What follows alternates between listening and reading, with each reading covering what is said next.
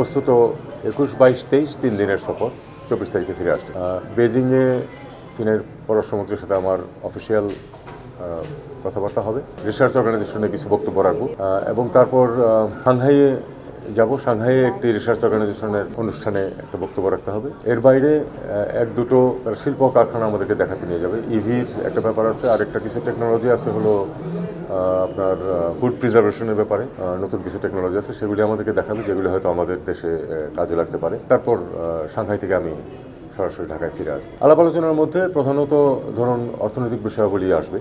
কয়েকটি বিষয় তার মধ্যে গুরুত্বপূর্ণ। একটা হচ্ছে যে আপনারা জানেন যে ব্যবসা বাণিজ্য, চায়না আমাদের সবচেয়ে বড় ব্যবসায়িক পার্টনারদের, ধরুন অফিসিয়ালি সবচেয়ে বড় ব্যবসায়িক পার্টনার, ক্ষেত্র বিশেষে অবশ্য ভারতকেও সবচেয়ে বড় বলা হয়, কারণ আনঅফিসিয়াল বিজনেস আছে প্রচুর।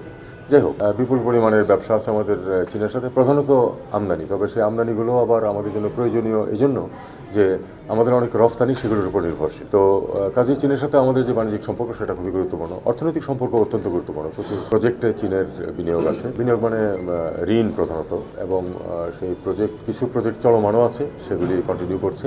আর আমাদের আরও কিছু বিষয়াদি আছে, যেমন ঋণের শর্তাবলী নিয়ে আমরা কিছু কথাবার্তা বলবো। ঋণের সুদ কমানো বা ফেরত দেওয়ার সময় বাড়ানো ইত্যাদি বিষয়ে আমরা কথা বলবো।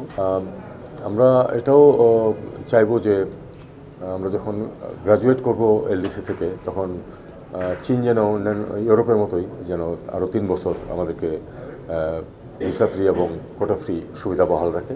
এমনিতে এখন পর্যন্ত তো আমরা জানি যে চীন আমাদেরকে প্রায় সব পণ্যেই শুল্কমুক্ত সুবিধা দিচ্ছে, কিন্তু সেটা আমাদের গ্র্যাজুয়েশনের পরে তখন আবার আলাদাভাবে তাদের কাছ থেকে আমাদের সেই সুবিধাটা নিতে হবে।